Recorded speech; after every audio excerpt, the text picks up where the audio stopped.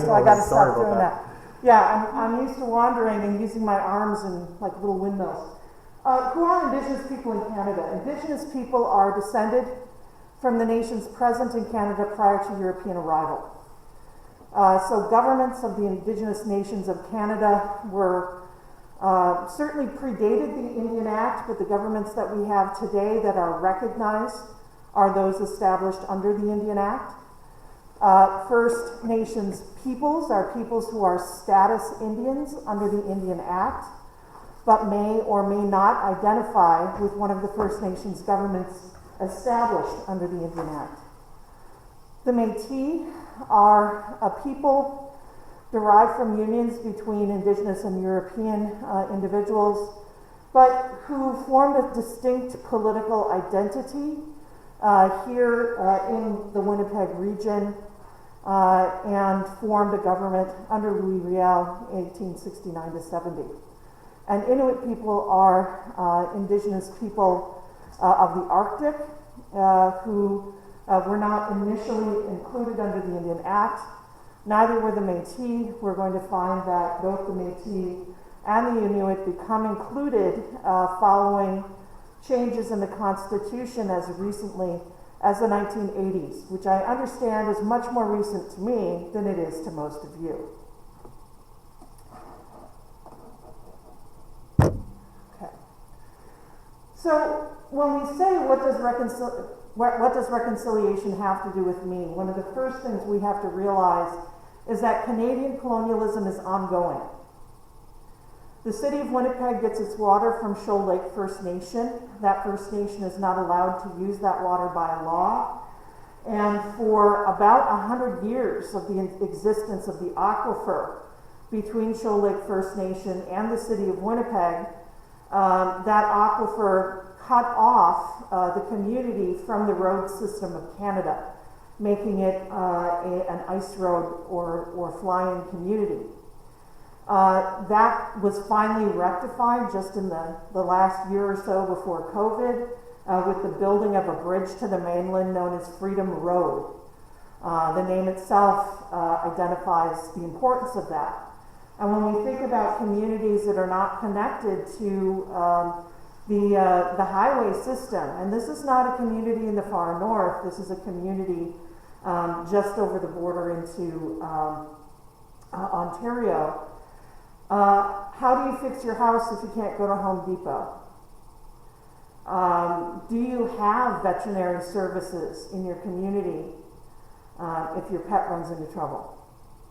All of the kinds of things that we take for granted and certainly are available here in Winnipeg are not available when you are talking about limited supply systems into communities, and this is still a problem for many communities across Canada.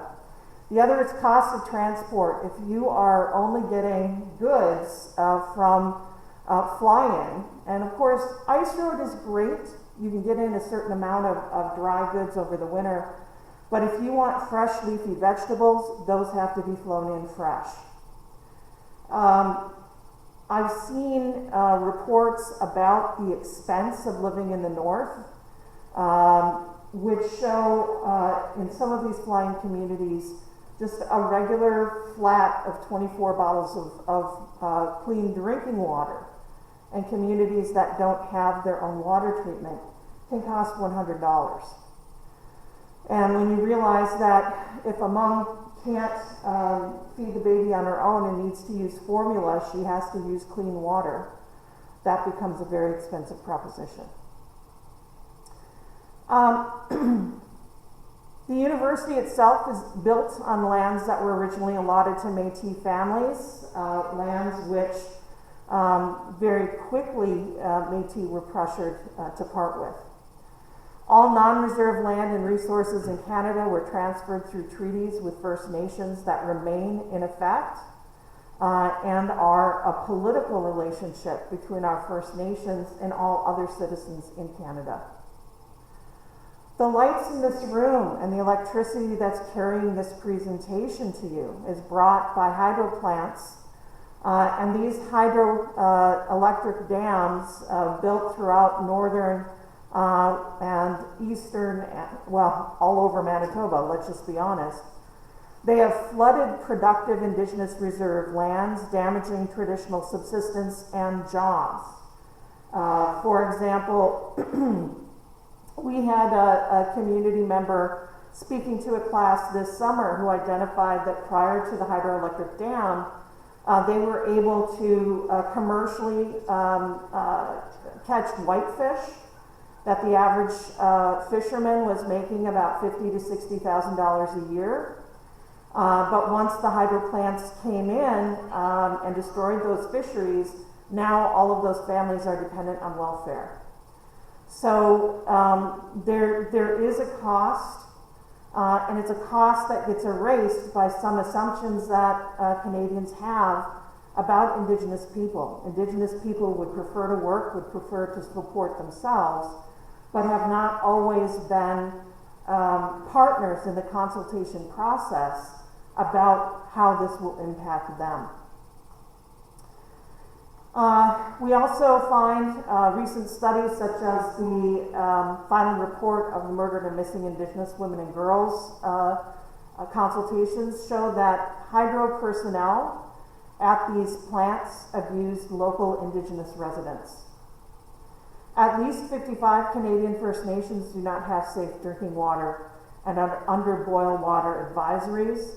The federal government has been working on reducing that number, but when you think about, again, the expense of getting the supplies to build the plants and so forth into the north, it's very expensive, and they've also been impacted by the supply chain issues that have affected us all. So the bottom line is we are still we are still benefiting from colonialism. Every time we turn on the lights, every time we drink water in this city, we are the recipients of colonial largesse. Take it off. All right. So I'm being told I'm allowed to take my mask off, so hopefully I'm not violating any rules here.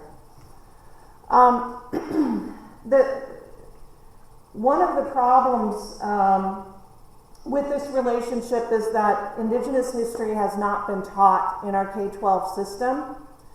And in fact, you can see simply from these maps that are very common to textbooks that Indigenous people are often fully ignored, even in the visual representations of Canada.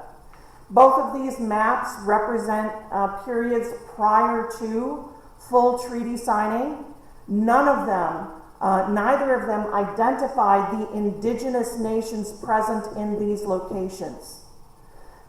There is an assumption of European colonial sovereignty from the second that they stick a flag in the sand. And I like to talk about it this way. I don't know if anybody here has had the chance to go someplace like Hawaii or the Caribbean, and you get off the plane and it's 70 degrees and it's sunny and there's that beautiful ocean. Yeah, damn, I'd like this island. I'm going to plant a flag on it. Can I claim it today? No, I'd probably get arrested, right? So why was that legal in 1492?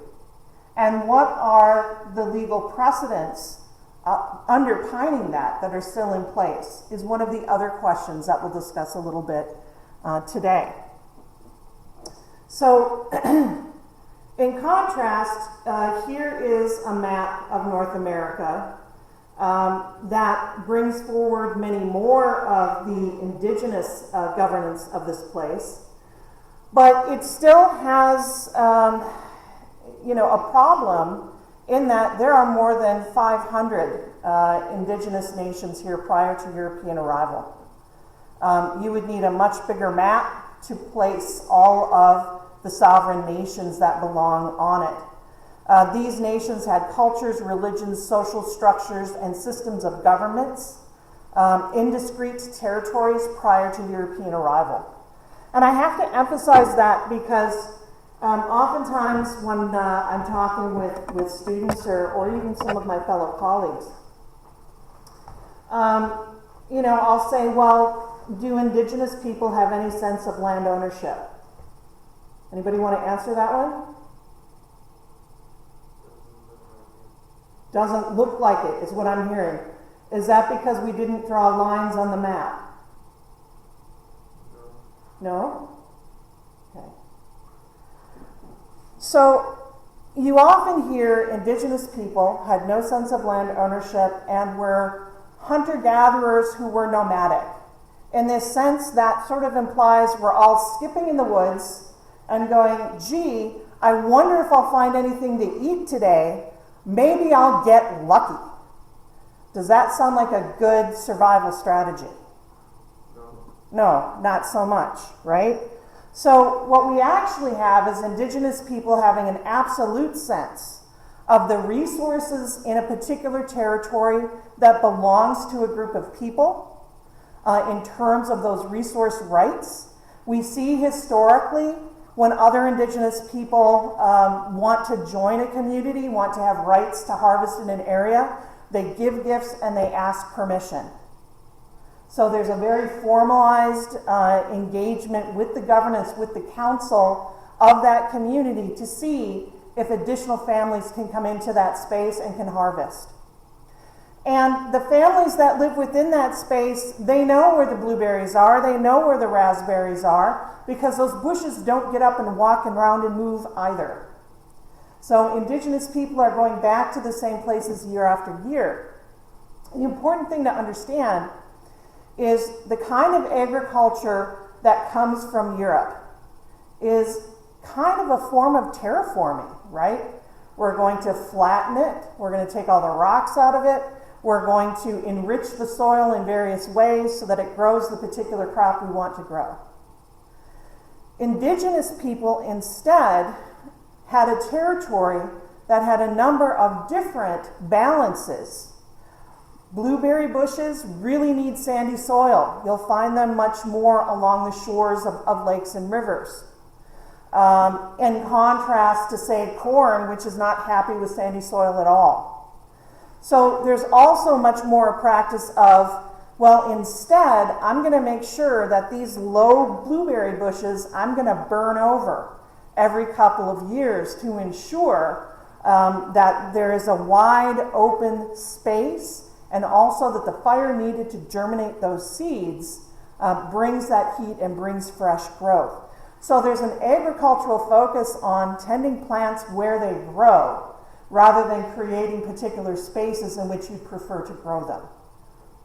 Okay, and I have a few slides that are going to look at this. So this is actually an Anishinaabe grandma from northern Minnesota, and she is tying up these bundles of corn to dry. And the other picture is a field system of raised garden beds from lower Michigan. These have been identified archaeologically, and the people in there are to give you a size comparison.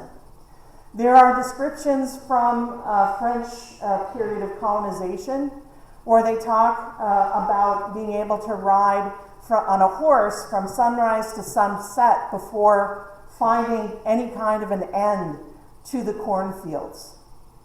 Agricultural production here was alive and well, but it's going to be significantly challenged by the colonial wars between Britain and England, where Indigenous fields and orchards are specifically targeted as a process of those wars, and kind of erase their presence.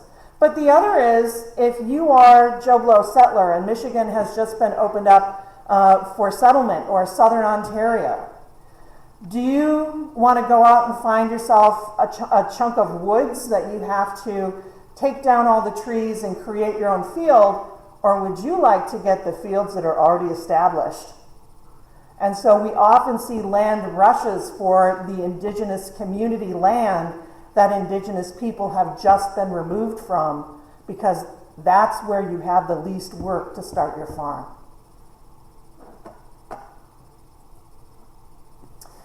So I'm going to focus a little bit on some of the agricultural products that Anishinaabe people harvested.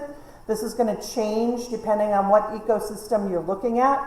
But Anishinaabe people, basically all the way around Lake Superior and then moving a little bit into southeastern Manitoba. So wild rice was a very fundamental grain for us.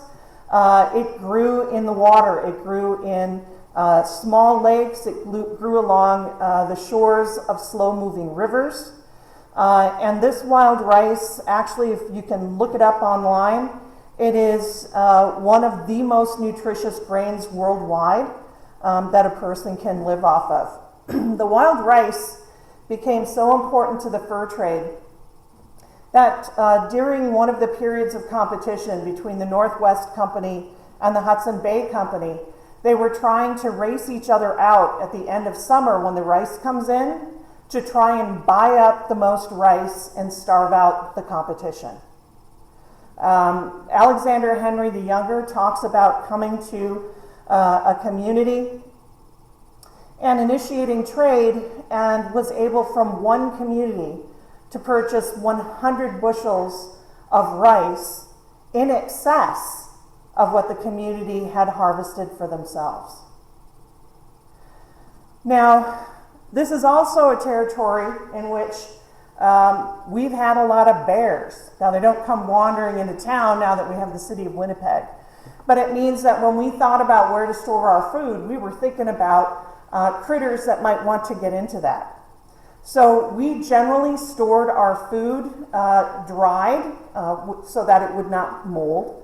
And we would dry the rice, we would dry the corn, we would dry squash and many other berries and all these kinds of things. And we would put them in an underground cache. We would bury them, dig a pit, line it with birch bark, place all the containers in it, and cover it up. And that prevented bear predation and other animals from getting into the food. But it also meant that European visitors kind of went, where's the granaries? You guys are clearly not saving any food, right? Sugar bush. Sugar bush is kind of, after winter, this is the first big production season of the year. From the top engraving, you can see actually this is primarily considered women's work. When women harvested from the land, men fished and hunted. And there's some broader reasons for that explained within cultures. But suffice to say, when we talk about selling the wild rice, which women also harvested, selling the maple sugar, these are products that women were bringing to sell, and that women got to decide how to use the goods they could receive. The fur traders very much wanted to treat the Indigenous women as extensions of their husbands, much as they would of European women. They would say things like, well, your husband has a debt to us for all the traps he bought. Thank you for this rice. We're going to apply it to that. And the women would say, nuh-uh, this be my rice. Whatever relationship you have with my husband is immaterial. You want my goods, you have to trade with me. And we know that because it really irritated the very patriarchal fur traders, and they complain about it in their diaries. So we also have here a first feast, thanking the spirits for gifting us with that wonderful food. And at that first feast, the first plate of food is either put in the woods or put in the fire to go to spirit. So no one is supposed to be tasting that first harvest until this first feast takes place. We have to thank those that have helped us first. And then over here is a shed. When you're talking about a sugar bush operation, you need to have barrels. You need to have all of these little individual collection containers. A large tree could be tapped as many as 3 or 4 times. You might have 400 to 500 orchard trees and a maple stand that's being harvested. And, you know, the descriptions in the historical record talk about women trading granulated sugar, not the syrup, but the granulated sugar, because that's the dried product and is not going to mold, by the barrel. So there's some very significant production, and in fact, in the early 19th century, when abolition becomes a big issue, one of the things that abolitionist families chose to give up was cane sugar, because all cane sugar was produced on plantations. They replaced it with maple sugar that women produced out here in the Great Lakes region, that was purchased by fur traders and shipped to the east. To the point that we have records demonstrating some communities were producing as much as 20,000 pounds of maple sugar a year for sale on the market. So this is also demonstrating that not only were Indigenous people agricultural in a very real sense, but we're also commercially agricultural, and we're selling the products of their labor as soon as markets opened up, and in fact, of course, had been selling the products of their labor through indigenous trade routes for centuries before Europeans arrived. So this is birch bark. On the one side is me from about more years ago than I want to admit to, harvesting some birch bark to make a ricing basket. In fact, I believe this is the ricing basket that I made. Okay. Over here you can see that we would use that birch bark to cover our lodges. You could sew multiple pieces of it together, put wood along the edge to prevent it from splitting, and then you could roll those rolls up and carry that from camp to camp. Very lightweight, very easy to transport. Homes belonged to the women. We harvested the bark, we kept track of the birch bark rolls, we repaired them as necessary. That also means, you betcha, she controls who gets to live in the house. Just saying. Okay. These are some images of very early trade routes. So here down at the bottom, you get kind of a continental sense of the expanse of the river systems throughout North America. The Mississippi, the Missouri, the Columbia, all of these rivers that really traverse huge open spaces. The rivers were our superhighways. And when you look at the incredible technology and variety in the ways that watercraft were created among the various indigenous peoples of North America, from the Arctic down to the Caribbean, it is amazing and stunning and says a lot. The birch bark canoe itself is made from 5 different woods. You've got the birch bark on the outside, then you line it with long slats of cedar to redistribute any weight, and because cedar expands if it gets damp, so that can help seal small pinprick holes that you might get in the birch bark. Then you put the ribs in it that could be cedar, but sometimes were made from black ash to give it form. And then you had the similar wood pieces around the outside that you had to sew on. And you would sew those on with either the inner bark of a basswood tree that we call weegub, or with a spruce root. Then once you do that, you go and you get pine sap and you mix it with cinders from the fire, and you create pitch, and you seal all of the seams with pitch.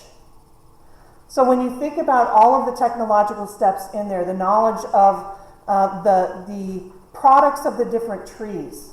I've talked with elders who know approximately what temperature each type of tree will burn at, because they need to know that for sweat lodge. They need to know that simply for sacred fire building. Oh, we need a fire that's going to go for 4 days. Anybody got a fallen ironwood tree on their property, because that burns the longest. So the knowledge, the technological knowledge, is also much more extensive than has been really considered. So when we think about Canada in 1492, our societies didn't have monumental monumental architecture. We had agriculture. Or infrastructure. It doesn't mean that people here lack sophistication. The rivers were our highways. We didn't need to build them. We just needed to take advantage of them. We had extensive trade routes north and south from Hudson Bay to New Orleans and from Vancouver to Chesapeake Bay. Oral societies developed rich diplomatic traditions which newcomers had to learn and abide by until the balance of power shifted to colonial incursions. Pictographic communication was also used on rocks, on wampum belts, and on birch bark, both for diplomatic purposes, but also sometimes even for common communication. So, why am I now showing you a picture of a European guy that lived in 300 AD? Because I want to go back to the question of why can't I go to Hawaii, plant a flag, and say this island is mine? Where did that idea that such a thing could be legal come from? So the point of this is to say colonialism is not something that suddenly people discovered in 1492, but is a deeply embedded concept within European thought that develops over more than 1,000 years before Columbus gets lost and ends up in the Caribbean. Okay? So, and I picked 300 AD because there are a lot of changes in the Christian church that happen around that time because they're shifting from being a minority religion to being a majority religion. So it's great being in an imperialistic empire if you can say, yeah, well, we're a religion of peace. We're anti-establishment. But now you're getting recognized. Now the emperor's own mother is becoming Christian. And you have to start saying, well, actually, no, the leadership that is allowing us in is not bad. So how do you justify that? So St. Augustine wrote about this idea in his book, The City of God. He's perhaps the first to offer a theory on what is and is not just war. And in particular, he focuses on the idea that wars of defense are certainly just, but also suggests that war may be okay when it is conducted against people who, for some reason, for a moral question, deserve it. Oops, wrong way. So, we can take this up through Charlemagne. Charlemagne, according to Einhard, his biographer, The City of God was Charlemagne's favorite book. Charlemagne absolutely, in extending Christianity, is accepting one of the ideas that we're going to see really brought out in the Crusades. And that is the idea that it is acceptable to say that the reason this group doesn't have political sovereignty and we can engage in just war against them is because they're not Christian. Okay? So Pope Urban II calls the First Crusade in 1095, arguing that the remission of sins will be granted for those going thither. Let those who have been accustomed unjustly to wage private warfare against the faithful now go against infidels and end with victory this war. His language and those of other church fathers characterized people of the Muslim faith as pagans who unlawfully had seized Christian lands, and certainly is framing this sermon within this boundary or within this context of Augustinian just warfare, but adds to it the idea that that warfare can itself bring the promise of salvation.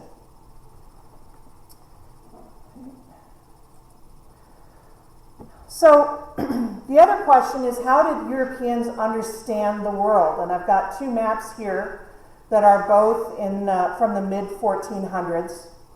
One is a very stylized map. We call this the TO map because the Mediterranean Sea is shown as a T and it's surrounded by the ocean in the shape of an O.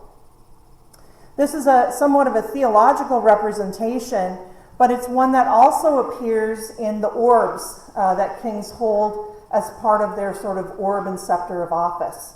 It will have this T on it, and it will have a little cross at the top that's supposed to symbolize Jerusalem. But the three sections then that are created are representative of the three continents of the world as they understood it: Europe, Africa, and Asia.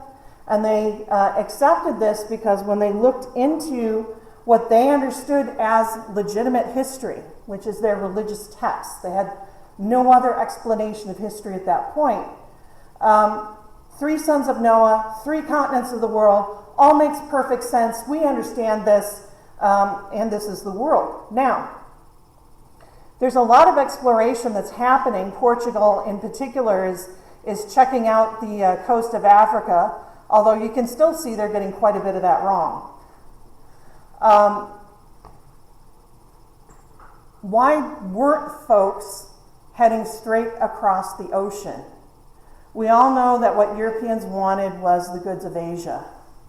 The bottom line is that all the way back, again, well, this time in the 300s BC, scholars had figured out the approximate size of the world using Euclidean geometry. And they did a pretty accurate job. They figured it out to within about 200 miles of the actual circumference. But the bottom line was, knowing the overland distance from Europe to Asia, they could guess how much space on that globe those continents took up. And they could look at what they assumed was a vast sea between the coast of Europe and the coast of China and say, we don't have the technology to build ships large enough to hold enough food to keep people alive for the time it would take to sail directly from the coast of Europe to the coast of China. It was considered a fool's errand, not because they thought that the earth was flat, but because scientifically they had worked out we don't have the capacity to do that yet. Okay. 1492 rolls around, and as we move forward in the Crusade era, we move into crusades being called within Europe, both to retake lands that had been taken by Muslim princes in the Iberian Peninsula, where we have Spain and Portugal today, but also against various heresies that sprang up around the Christian message itself. The Reconquista of Spain in 1492 was victory over the last remaining Islamic emirate there. Following that conflict, Muslims and Jews who did not convert were exiled. The Spanish Inquisition was established in order to ensure orthodoxy. But suddenly Spain has all of this money, the money that they gained as being the conquerors, and they're having trouble with trade routes because most of the trade routes with Asia go through the Middle East, and folks in the Middle East were not particularly pleased with Spain at that moment. So that leads us to this guy, famous for bad math. This guy, Christopher Columbus, goes to all of the courts of Europe and says, hey, you know how we think the earth is really this big? I'm here to tell you it's only this big. I redid the math and I know I'm right. And in all of the other courts, the court scholars came forward and said, this guy's full of it, kick him out, right? But here's the thing, Spain had enough riches laying around that even though this seemed like a really dumb idea, they said, you know, let's give them the 3 worst ships in the fleet and see what happens. Let's take a chance. We know they were the 3 worst ships in the fleet. One of them actually sank when he gets to the Caribbean, right? These are not state-of-the-art models. But it just so happens that his math may have been wrong, but the assumption that there was nothing but ocean was really the incorrect assumption. The thing is, Christopher Columbus is so locked into that idea that there are only 3 continents that he will go to his deathbed asserting that he found the way to the Asian islands, not that he landed on areas previously unknown to Europe. He can't wrap his mind around it. So, Europeans arrive, let's see, actually I'm going to jump up to this first. So Columbus comes back, and, lo and behold, the Pope just happens to be a Spaniard. I mean, no bias there, right? For those of you who watch, lurid HBO shows, this is that Borgia. He writes out the papal donation, turning over all lands discovered and yet undiscovered to Spain, carrying the obligation to convert those who were found there. Portugal, who's been spending a lot of money on, looking around the coastline of Africa, kind of gets annoyed by this. And so the following year, they begin negotiating the Treaty of Tordesillas. This allows a line to be drawn down the globe, on one side of which Portugal has the obligation for Christianization, and on the other side of which Spain does. Because they hadn't mapped out North and South America yet, the line cuts through the hump of South America. And that's why Brazil speaks Portuguese, and for no other real reason. All right. So the effect of these papal bulls is the right of discovery and the right of conquest. The first Catholic nation to discover a previously unknown place could claim that place and sovereignty over any non-Christian people who happened to be there.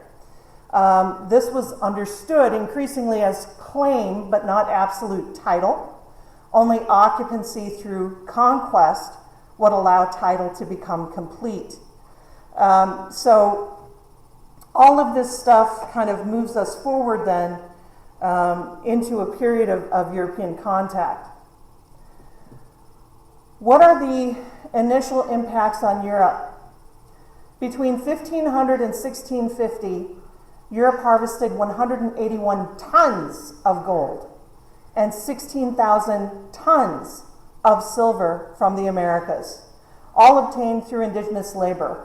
And this is a combination of works of art that they simply melted down into bullion and sent back, and continuing to send indigenous labor into mines to mine additional metal. This certainly was endowed in part to the church. Hey, Pope, thanks for the papal donation. This image is the altar in the church in Seville, where many of the treasure ships from Spain landed. You can see it's, you have this little tiny human person down here officiating. This is a multiple stories tall altar of gold. So this actually begins to change the economy of Europe. Metals begin to replace land as a mark of wealth. There's increased social mobility. Certainly there are other factors that support those trends as well, but the wealth from the Americas is a significant piece of that. When you think about such things as the Spanish Armada that's sent against England, that armada could not exist without the gold to purchase and build those ships.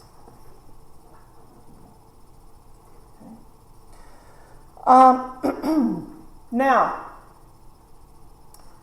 Spain's making a lot of money out of working people in those mines, and not under particularly kind conditions. In fact, they are working people to death, and there are some among the clergy who are complaining about it, most notably Juan Ginés de Sepúlveda.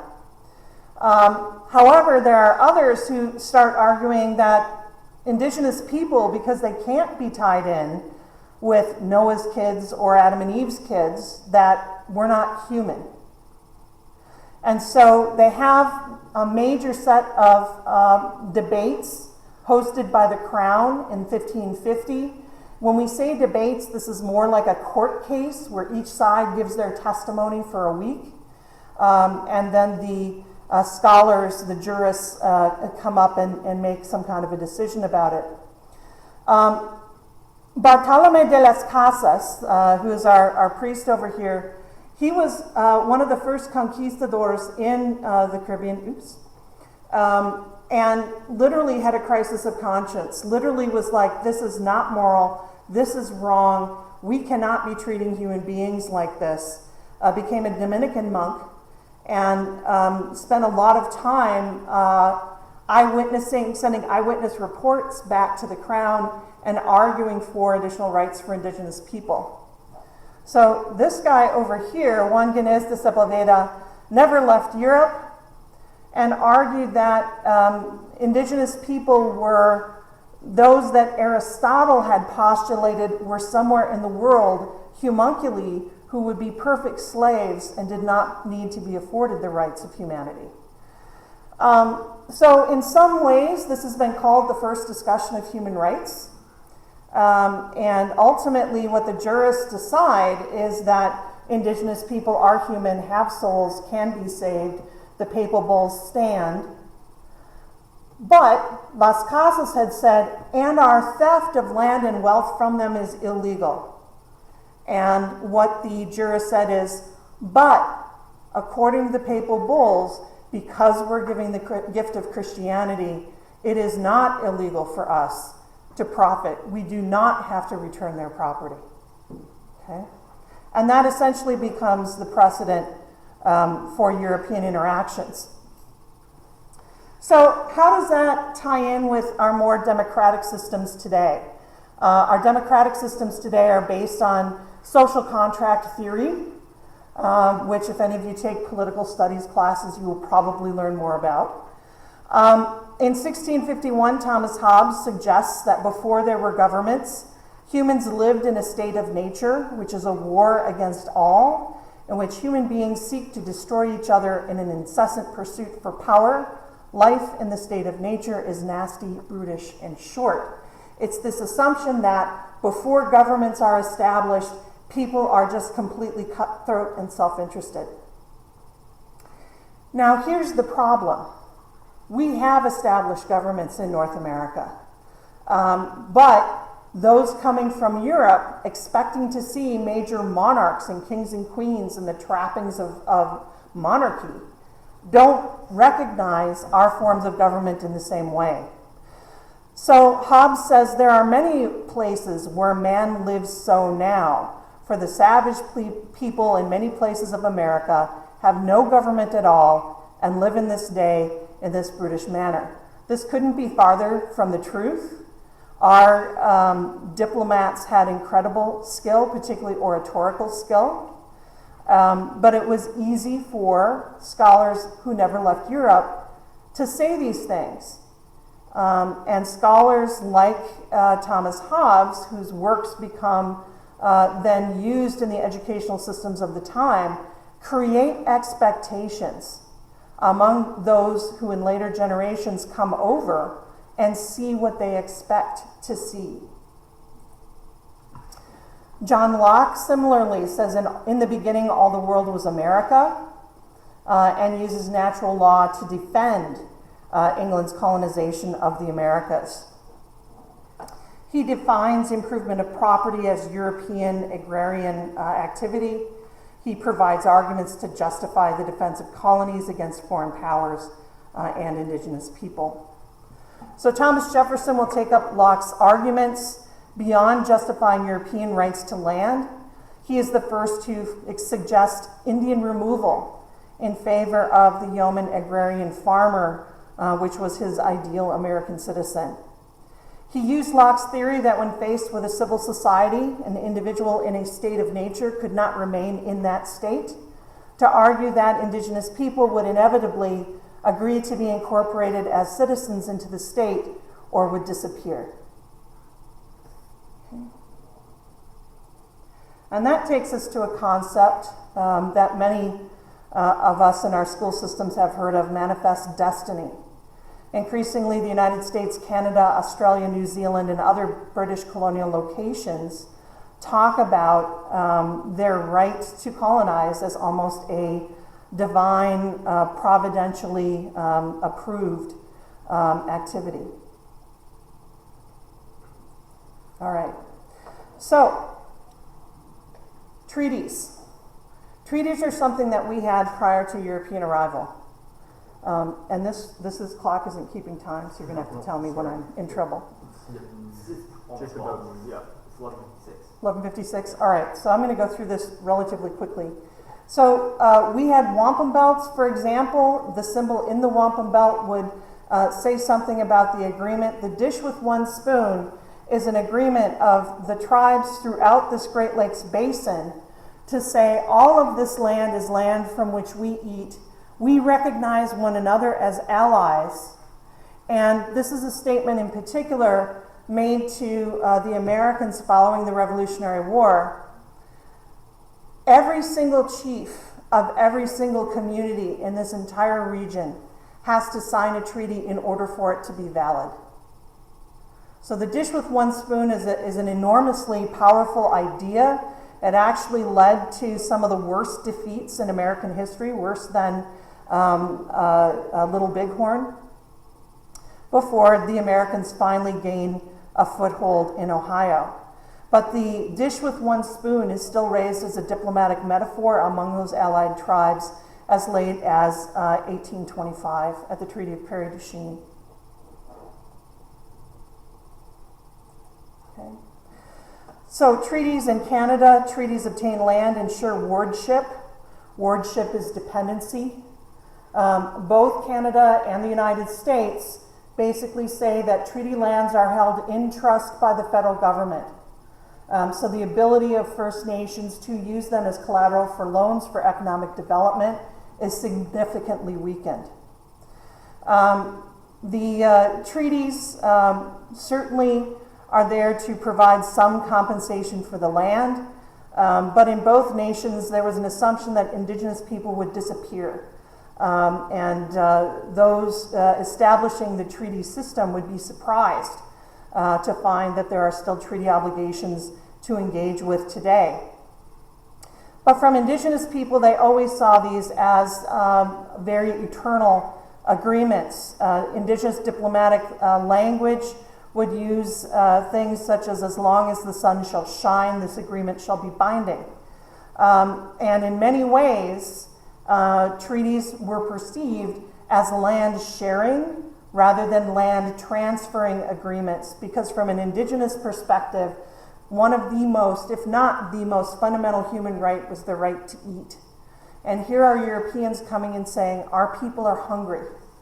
So creating agreements under which the land could be shared is something that was a sort of deep moral obligation. And I talked about some of these traditions that were involved in allowing others to share your land prior to European arrival.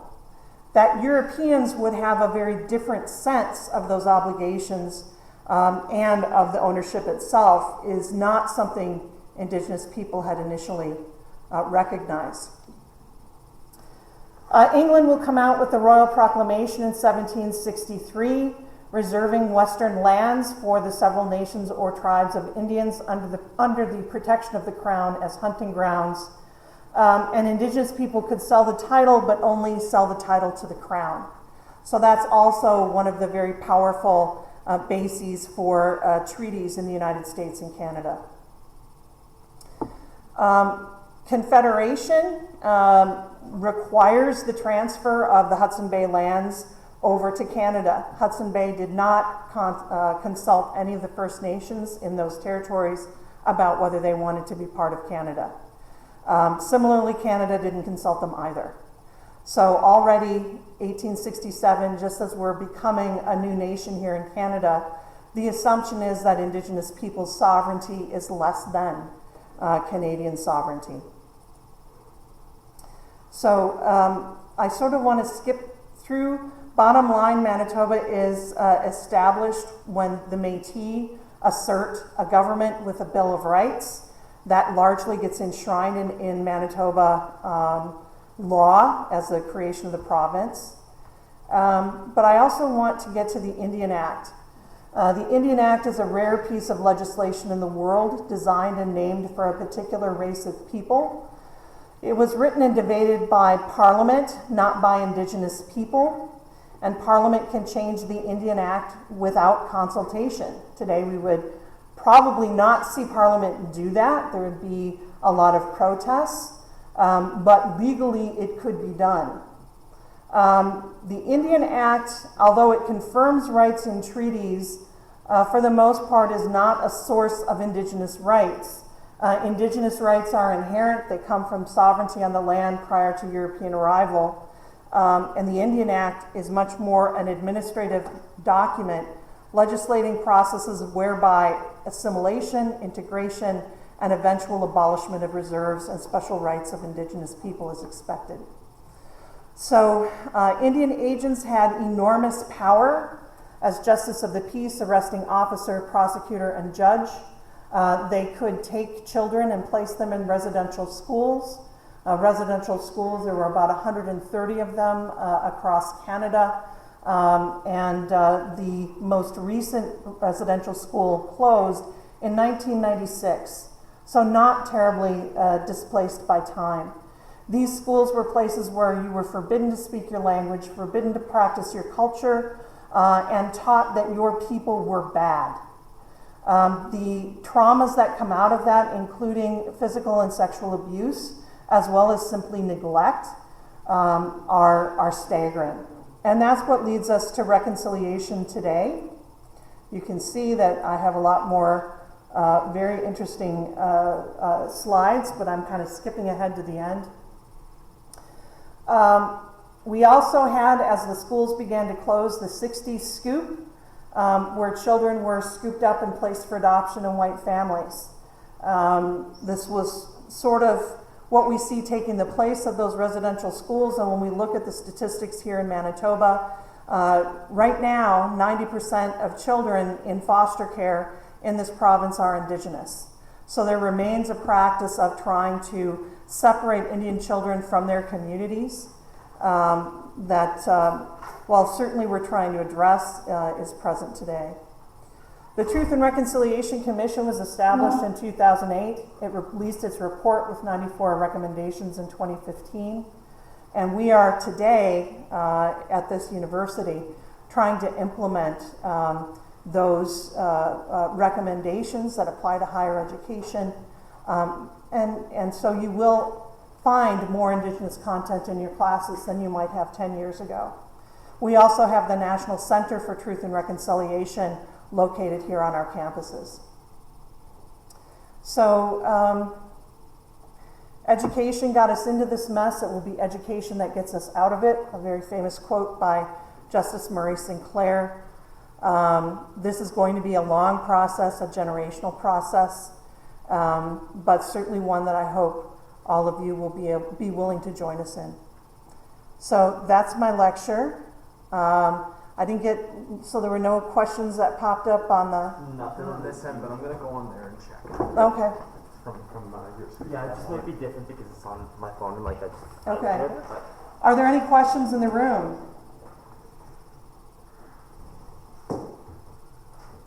No questions? Yeah. So yeah, one of the main points of having this lecture is not having you sit in here. It's also to kind of know what you should be doing with that information. And during lectures, there's kind of the information being presented. So I do have some questions that can help kind of facilitate this conversation. And if you have any questions that you want to ask, just put up your hand and we'll get to them right away. But first and foremost, how would you prepare for a lecture like this?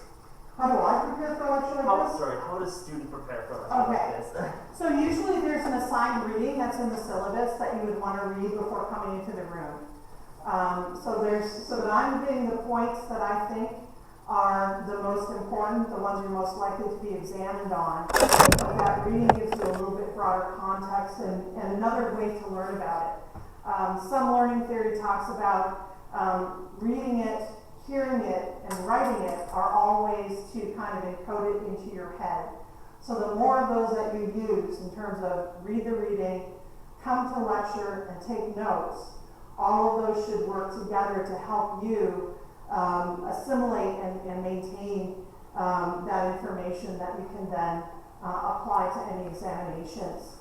The other thing I would say is when you have a professor who says, hey, ask a question in the middle of lecture, it's totally fine. If there is something you do not understand, do not be shy to raise your hand. It's really important to ask those clarifying questions. And we as faculty members would much rather give you a clarifying example before the exam rather than have you get it wrong and then come back and say, well, I didn't understand. We want to answer your questions. We're here for you. So please ask questions and participate in discussion. That's totally how we learn. Exactly, and like asking questions is a really important thing to do. Don't be scared, especially because there might be other people in the class who also have that same question and need that clarification. And you don't want to get to the exam and have something related to that topic being on there and you never understood it from the start. So asking questions is really important. All professors love it. It helps to add discussions to whatever you're talking about and kind of go in more depth into that information. So great point. Another question for you. So there's a lot of information that could be presented to students during lectures and stuff like that. Is there any way that you would identify critical or important pieces of information for how students could do that? Well, in something like this, and this is a bad slide to give this example on. If I can pop back to something else. Oh, wait, we're up there now. Okay, I'll just, let's see. So like here, I've got 60 scoop and bold. That's an important term that I want you to know. So bold, titles, look at the titles. That's the main idea. I've got bullet points, but certainly I often use, I copied these from another and I think not all my bolding came over. Underlining, that's another piece. So there are different ways that we try to signal what the important points are. But the very fact that it gets as far as being on a slide, which is a limited space for putting information, means I do think it is in some way important. There were a few questions that did come through on the chat. One says, in regard to the steps being taken on the path towards reconciliation, such as land acknowledgements, courses taught at school, what are your thoughts about them, and what else do you think could be done to improve reconciliation with Indigenous communities? Land acknowledgements, we're actually in the process of revising ours for the university right now. They're important because they remind us with whom we have an agreement to share the land. The University of Manitoba's land acknowledgement is fairly comprehensive because of the footprint that we have in the province. We have a lot of research stations outside of the city of Winnipeg, one of which is up in Churchill. Some people say, well, why are you talking about so many of the northern communities? It's because we have physical space in the north that we take up as well. So it's recognizing that this land itself was Anishinaabe or Dakota or Cree. It's remembering that there's not an inherent privilege and right to the land. As far as courses, I think courses are fundamental. Because in order to talk about reconciliation, we have to be working from the same understanding of history. And the majority of K-12 education, even though it's starting to change now, sometimes I do these trainings for, faculty or staff on campus, and they'll say, oh, they're bringing it in the schools. My kid is in their choir performance saying Indigenous songs. Great. Did they explain colonialism to them, right? And so it's really making sure that we are operating with a full understanding. And my experience, and I taught a required class on Indigenous history in Milwaukee for 15 years. Because in Wisconsin, they had a law requiring that in K-12, the history, sovereignty, cultures, and treaty rights of Wisconsin tribes were to be delivered at the 4th, 8th, and 11th grade levels. So I taught a required class that all teacher ed students were required to take. And this is as a result of some very violent protests over hunting and fishing rights in Wisconsin in the late 80s and, 70s, 80s, and early 90s. Um, the result of that is many students would come up and say, oh my gosh, Professor Miller, I always hated history. Now I always thought I wasn't getting the whole story. I thought I was being asked to learn something wrong. And I think there is a level in which it's important to talk about the whole past. One of the arguments against it is saying, well, we want our youth to be proud of our country, but understanding the past doesn't take away from the pride we can have about the moment that we're in, the pride that we can have that we're all committing to reconciliation and becoming a different nation than we were at our birth. I look at countries like Germany, where they are very honest in their K-12 system about the Holocaust, about why it was wrong, and that has not turned Germans into country-hating citizens. They're still proud to be German, but they recognize that historical experience sometimes is great, sometimes is not. It is what we choose to do about it today that matters. Okay. So let's see, I think I hit all parts of that question. Where can I find the recording for this lecture? Is it recorded and posted? It will, all right, they'll explain that. Let's see, what is the meaning of students may be asked to fulfill an Indigenous requirement as a part of degree programs? The Faculty of Arts has an Indigenous I requirement, and so you'll be asked to take a course from the I requirement list if you're taking an arts major or if you're starting in University 1 and those kinds of pieces. Other degree programs are putting it in different ways rather than using the I requirement. Some other faculties are using it, some are basically incorporating it through their own Indigenous faculty. You students are lucky to be coming to an institution that has nearly 60 Indigenous faculty members. I believe that's more than any other institution in Canada. And so our ability to bring this to the classroom, not only to sort of catch us up from what wasn't taught in K-12, but if you're going into business in this city and you're not learning about urban reserves, we have 2 massive urban reserve economic renewal projects that are going to be taking place here in the next 10 years. Understanding those projects and how that relates to the business zeitgeist here in Winnipeg is really important. When you look at engineering, are there ways that we can learn to produce hydroelectricity in a way that doesn't damage Indigenous communities, right? So there are throughout all of our different majors ways that they are bringing in Indigenous content, either as a prerequisite to get into those majors or through content that's being put forward. So it's a little different than across town at UW, where they're small enough that they can have sort of one unit provide Indigenous content courses for the entire campus. Here it's a little bit more according to majors and faculties. Any other questions about that? Yeah?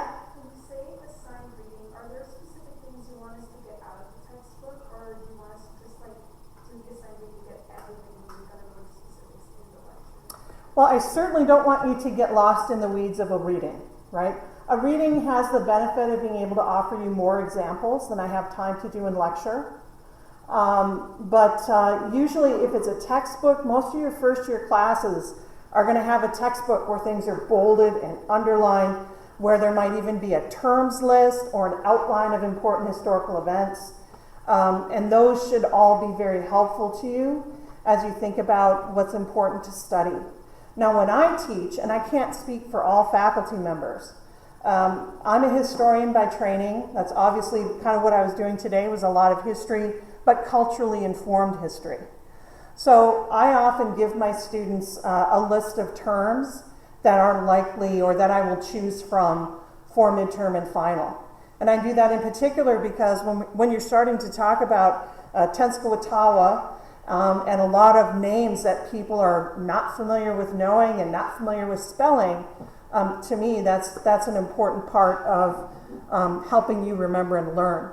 But different teachers have different approaches to that. There's a lot of folks that use more technology than my old lady ways have gotten me into yet. But certainly, we do try to have those discussions with you. You may have a class that has teaching assistants that'll do review sessions, and faculty often do reviews with students as well. Is that helpful? Okay.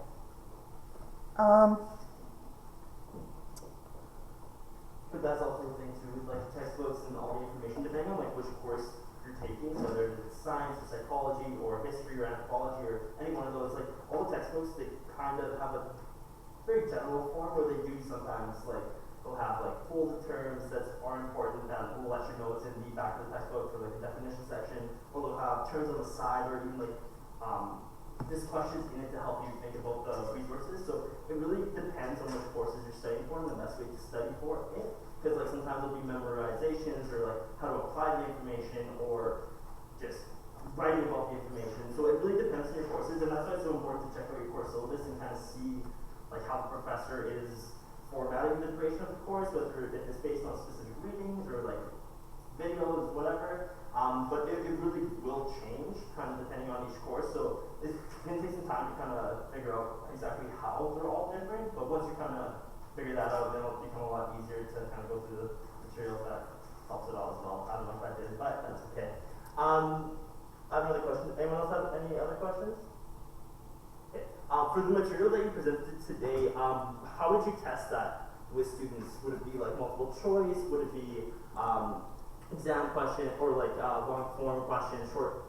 It's a mix, and I think I like to do a mix of questions personally as an instructor, because some students are better at multiple choice and others really need to have the essay option to explain themselves.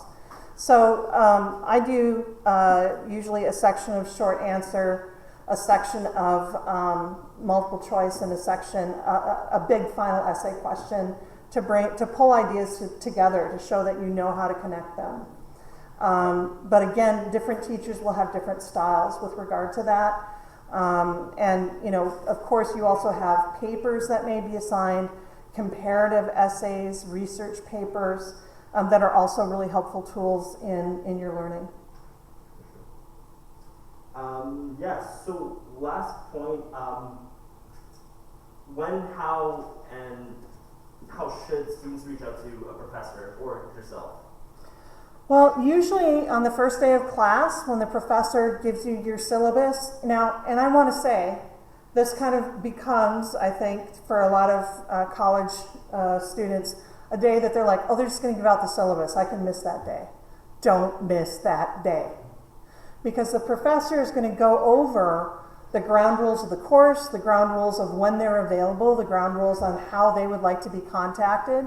Some faculty members are happy getting an email. Others want you to drop in physically at their office hours. Others are like, hey, text me. Here's my phone number. It just depends on the faculty member. But all of that information about how to reach out to them, when they're available, and their expectations for the assignments that will be given to you over the course of the class, that's all explained in that first day. So it's really important to be there and participate in that. When you're getting to how do you write an email to a professor to say, I really would like to meet with you, it's that simple. Dear Professor Miller, I'm wondering if we could set up an appointment to meet. I'm busy during your office hour, but here's some times that I'm available. And most faculty members will be more than willing to make arrangements like that. Awesome. That should be about anything, but that's really important.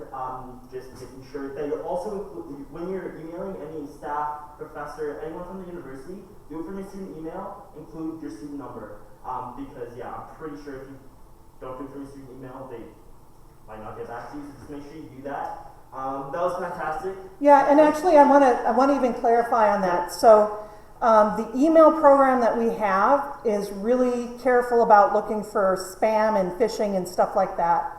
So once a month or so, we get a quarantine notice where they give us a list of the emails that they have sectioned off and not let come through. And I have seen student emails pop up in that quarantine list. It really is important to use your university address. That will go through, you'll get the quickest response on it. Exactly. Last chance, anyone have any questions? No? Fantastic. Well, thank you so much, Professor. It was a wonderful lecture, and it was great being back in class again. I don't know if I did it earlier, but my name's Sam. I'm a first-year center representative, so if you have any questions about that, feel free to address it. I think that's about everything. All right. Yeah. Okay. Well, and so signing off to our friends at home.